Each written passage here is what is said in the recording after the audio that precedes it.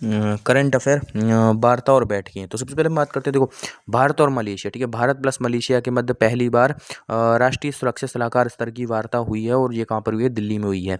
इसके बाद भारत और मलेशिया के मध्य एक और वार्ता हुई थी, भारत और मलेशिया के मध्य 13वीं राष्ट्रीय सुरक्षा सलाहकार समिति की बैठक, ठीक है, राष्ट्रीय सुरक्षा सलाहकार समिति की बैठक कुआलालंपुर मलेशिया में हुई, ठीक है, कुआलालंपुर मलेशिया में हुई है। इसके बाद हम बात करें भारत और बांग्लादेश, ठीक है, भारत और बांग्लादेश के मध्य, ठीक है, 86वीं नदी आयोग की बैठक हुई है नदी विवादों को सुलझाने के लिए कोलकाता में, ठीक है। और उसके बाद भारत और तालिबान के मध्य कहाँ पर हुई है, दुबई में पहली बार बैठक हुई है, ठीक है, भारत और तालिबान के मध्य।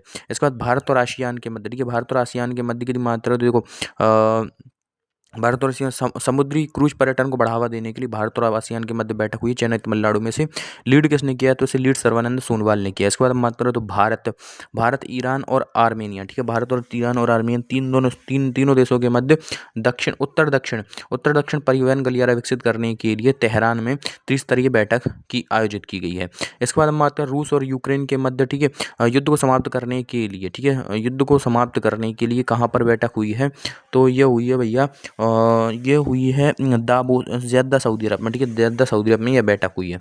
इसके अलावा इसके बाद यूएसए और ईरान के मध्य परमाणु समझौते को लेकर बैठक कहाँ पर हुई है, ओमान की राजधानी मस्कट में बैठक हुई है। इसके बाद G20 के वित्त मंत्रियों की और केंद्रीय बैंकों के गवर्नरों की बैठक कहाँ पर हुई है, तो ये दक्षिण अफ्रीका साउथ अफ्रीका में हुई है। कहाँ पर हुई है, साउथ अफ्रीका में। इसके बाद मात्र चीन, पाकिस्तान और बांग्लादेश के मध्य त्रिस्तरीय बैठक किनमिंग चीन में हुई है, ठीक है, कहाँ पर हुई है, किनमिंग चीन में हुई है। ये हमने प्रमुख बैठकें और वार्ताओं के बारे में बात कर ली।